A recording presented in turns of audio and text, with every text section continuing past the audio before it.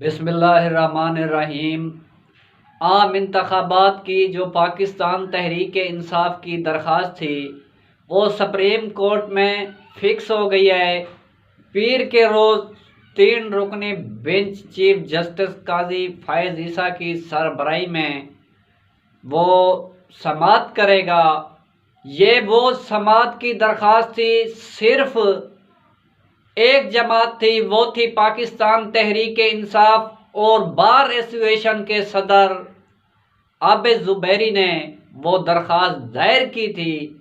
और किसी जमात ये नहीं चाहती थी कि आम इंतखाबात 90 रोज़ के अंदर हों। उसके साथ साथ जो मिलिट्री ट्रायल सिविलियन का फौजी अदालतों में हो रहा था, उसके ऊपर चीफ जस्टिस उमर अता बंदियाल ने 9 रुकनी बेंच बनाया था। उस वक्त के चीफ जस्टिस उमर अता बंदियाल के सामने जस्टिस काजी फ़ायज़ ईसा और जस्टिस तारिक मसूद ये कहकर बेंच से उठकर चले गए थे कि ये आम मफादात की बात थी, एक गरीब की बात थी, और जो लोगों का सिविलियन का ट्रायल हो रहा था फौजी अदालतों के अंदर, उनके हकूक़ की बात थी।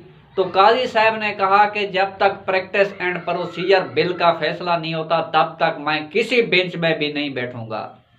उसके बाद काजी साहब की बदनीति देखें, जब प्रैक्टिस एंड प्रोसीजर बिल की समाअत हुई तो उसके अंदर चीफ जस्टिस उमर अता बंदियाल ने 8 रुकनी बेंच बनाया था। तो उसके अंदर काजी फ़ायज़ ईसा भी घुस बैठे, तारिक मसूद भी घुस बैठे। उसके साथ साथ 15 जजेस को बिठा दिया गया और फुल कोर्ट बेंच बना दिया गया और अपने मफाद की खातिर वो केस सुन लिया गया। जब आप आज फौजी अदालतों के केस का, जो सिविलियन का फौजी अदालतों में ट्रायल हो रहा है, उसकी बात आई तो काजी फ़ायज़ ईसा बेंच से भी भाग गए। अब वो बेंच के अंदर नहीं बैठे। पहले छः जो उमर अता बंदियाल ने 9 रुकनी बेंच बनाया था, ये निकल गए थे दोनों, तो 7 रुकनी बच गया था। 7 रुकनी के बाद एक और जस्टिस जो मंदू खैल था वो भाग गया था। उसके बाद 6 रुकनी बच गया था। अब काजी फ़ायज़ ईसा को चीफ जस्टिस उमर अता बंदियाल की जगह पर बैठना चाहिए था। अब जब वो रिटायर हो गए हैं उमर अता बंदियाल, तो अब 5 रुकनी बेंच बच गया है। ये वो 5 रुकनी बेंच हम ख्याल बेंच है जो कि जिसमें जस्टिस इजाजुल हसन की सरबराही में 5 रुकनी बेंच समाअत करेगा पीर के रोज़। उसके अंदर मुनीब अख्तर, जस्टिस ऐशा मलिक, जस्टिस मज़ाहिर अकबर नकवी साहब और जस्टिस याया अफरीदी, ये वो 5 जज हैं जिन्होंने प्रैक्टिस एंड प्रोसीजर बिल में जो काजी फ़ायज़ ईसा के साथ इख्तलाफ किया था।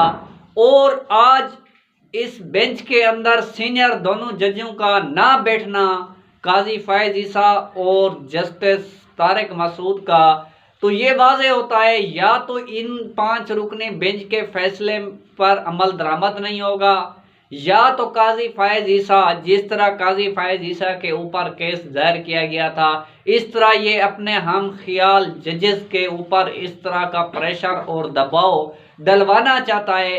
अब जब फौज की बात हुई तो देखें, प्रैक्टिस एंड प्रोसीजर बिल की समाअत के दौरान भी काजी फ़ायज़ ईसा ये कह रहे थे, जस्टिस तारिक मसूद ये कह रहे थे कि आप गुलामी क्यों मंजूर करते हैं, करें ना, आप उनके खिलाफ दरख्वास्त दायर करें अगर आप चाहते हैं। तो आबिद ज़ुबैरी को कह रहा था, आज तो दरख्वास्त आई हुई है काजी फ़ायज़ ईसा साहब, आप दोनों भाग गए हैं उन बेंच से। देखते हैं कि इन बेंचेस का जो सिविलियन का ट्रायल है, इंशाल्लाह इमरान खान की दोनों दरख्वास्तें, ये दोनों बड़ी दरख्वास्तें हैं इलेक्शन की और फौजी अदालती ट्रायल की, इंशाल्लाह हक की फतह होगी और सच की फतह होगी। और हकूक़, जो इंसानी हकूक़ की खिलाफ वर्जी की गई, इंशाल्लाह उनको इंसानी हकूक़ के खिलाफ लावर्जी करने पर रोका जाएगा। उम्मीद है कि पीर के रोज़ इसके ऊपर समाअत होगी।